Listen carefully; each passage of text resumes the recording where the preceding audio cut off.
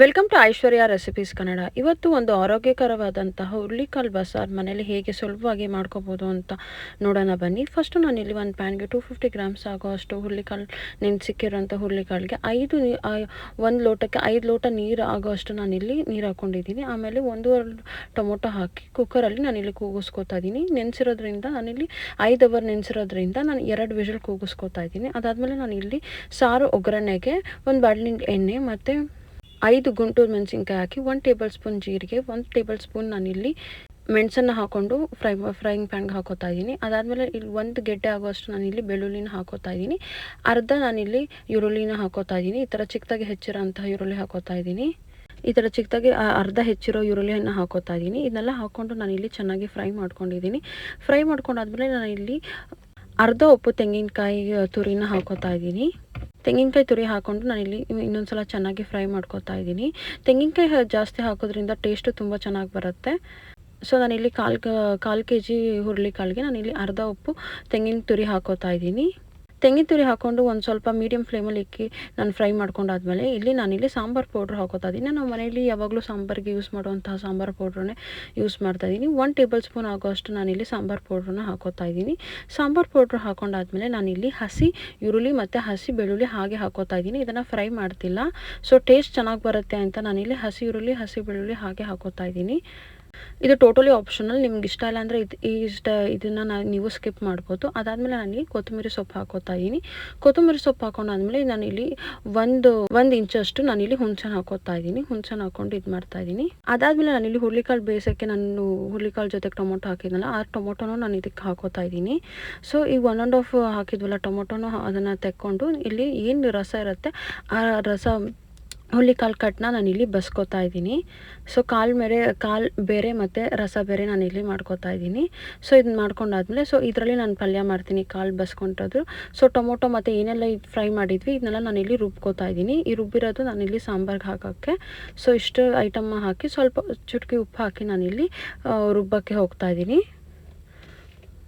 So ಈ ಥರ ಮಾಡೋದ್ರಿಂದ ತುಂಬ ಚೆನ್ನಾಗಿ ಕಟ್ಟಿಗೆ ಈ ಥರ ಸಾಂಬಾರು ಮಾಡ್ಕೊಂಡು ಹಾಕೋದ್ರಿಂದ ತುಂಬ ಚೆನ್ನಾಗಿರುತ್ತೆ. ಸಾಂಬಾರು ತುಂಬ ಟೇಸ್ಟಿಯಾಗಿರುತ್ತೆ. ಸೊ ನೀವು ಒಂದ್ಸಲ ಟ್ರೈ ಮಾಡಿ ನೋಡಿ, ತುಂಬ ಚೆನ್ನಾಗಿ ಬರುತ್ತೆ ಸಾರು. ಅದಾದಮೇಲೆ ನಾನಿಲ್ಲಿ ರುಬ್ಕೊಂಡು ಬಂದಾದಮೇಲೆ ಇಲ್ಲಿ ಏನು ಕಟ್ಟಿಟ್ಕೊಂಡಿರ್ತೀವಿ ಈ ಥರ ನಾನಿಲ್ಲಿ ಮೀಡಿಯಮ್ ಆಗಿ ತರ್ತರಿಯಾಗಿ ರುಬ್ಬಿದ್ದೀನಿ. ತುಂಬ ನೈಸೂ ಇಲ್ಲ, ತುಂಬ ತರಿನೂ ಇಲ್ಲ. ರುಬ್ಬಿರೋ ಅಂತಹ ಮಿಶ್ರಣ ಹಾಕಿ ನಾನಿಲ್ಲಿ ಕುದಿಸ್ಕೋತಾ ಇದ್ದೀನಿ.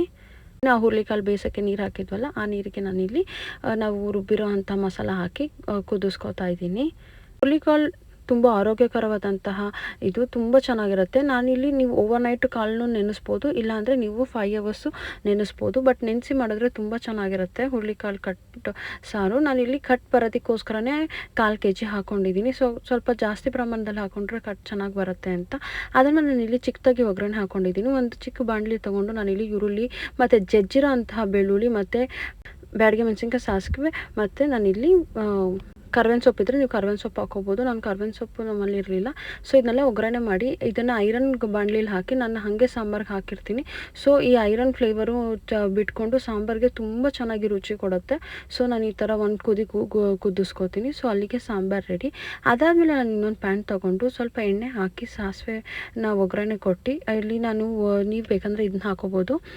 ನೀವು ಬೇಕಂದರೆ ಕರ್ಬೇವಿನ ಸೊಪ್ಪು ಹಾಕೋದು. ಕರ್ಬೇವಿನ ಸೊಪ್ಪು ಇರಲಿಲ್ಲ. ನಾನಿಲ್ಲಿ 8 ಹಸಿಮೆಣಸಿನ್ಕಾಯಿ ಮತ್ತು 1 ಮೀಡಿಯಮ್ ಸೈಜ್ ಈರುಳ್ಳಿನ ಈ ಥರ ಕಟ್ ಮಾಡ್ಕೊಂಡು ಹಾಕ್ಕೊಂಡಿದ್ದೀನಿ. ಫ್ರೈ ಮಾಡ್ಕೋತಾ ಇದ್ದೀನಿ. ಇದು ಪಲ್ಯಕ್ಕೆ ನಾನು ಮಾಡ್ಕೋತಾ ಇರೋದು. ನೀವು ಬೇಕಂದರೆ ನಾನಿಲ್ಲಿ 1/4 kg ಹುರುಳಿಕಾಳಿಗೆ 8 ಹಸಿಮೆಣಸಿನ್ಕಾಯಿ ಹಾಕ್ಕೊಂಡಿದ್ದೀನಿ. ಜಾಸ್ತಿ ಖಾರ ಇದ್ದರೂ ಚೆನ್ನಾಗಿರಲ್ಲ ಅಂತ. ಅದಾದಮೇಲೆ ನಾನಿಲ್ಲಿ ಸ್ವಲ್ಪ ಉಪ್ಪು ಸೇರಿಸ್ಕೊಂಡಿದ್ದೀನಿ. ಸೊ ಈರುಳ್ಳಿಗೆ ಉಪ್ಪು ಹಿಡೀಲಿ ಅಂತ. ಹುರುಳಿಕಾಳಿಗೆ ನಾನು ಆಲ್ರೆಡಿ ಬೇಯೋವಾಗಲೇ ಸ್ವಲ್ಪ ಉಪ್ಪು ಹಾಕ್ಕೊಂಡಿದ್ದೆ. ಸೊ ಅದಕ್ಕೆ ಕಾಳಲ್ಲಿ ಉಪ್ಪಿರುತ್ತೆ, ಬಟ್ ಈರುಳ್ಳಿಲಿ ಸ್ವಲ್ಪ ಉಪ್ಪು ಬೇಕಾಗತ್ತಲ್ವ, ಅದಕ್ಕೋಸ್ಕರ ನಾನು ಇಲ್ಲಿ ಸ್ವಲ್ಪ ಫ್ರೈ ಮಾಡೋವಾಗ ಉಪ್ಪು ಹಾಕ್ಕೊಂಡಿದ್ದೀನಿ. ಇದು ಚೆನ್ನಾಗಿ ಫ್ರೈ ಆಗಿದೆ. ಫ್ರೈ ಆದಮೇಲೆ ನಾನಿಲ್ಲಿ ಹುರುಳಿಕಾಳು ಬೇಯಿಸ್ಕೊಂಡಿರ್ತೀವಲ್ಲ ಆ ಹುರುಳಿಕಾಳನ್ನ ನಾನು ಇಲ್ಲಿ ಹಾಕಿ ಮಿಕ್ಸ್ ಮಾಡ್ಕೋತಾ ಇದ್ದೀನಿ. ಚಳಿಗಾಲಕ್ಕಂತೂ ಹುರುಳಿಕಾಳು ಬಸ್ಸಾರು ತುಂಬಾ ಚೆನ್ನಾಗಿರುತ್ತೆ. ತುಂಬ ಆಮೇಲೆ ವಾರ್ಮ್ ಆಗು ಇಕ್ಕತ್ತೆ. ತುಂಬ ಸ್ಟ್ರೆಂತು ಇರುತ್ತೆ ಹುರುಳಿಕಾಳಲ್ಲಿ ಪ್ರೋಟೀನ್ ಅಂಶ ಜಾಸ್ತಿ ಇರುತ್ತೆ.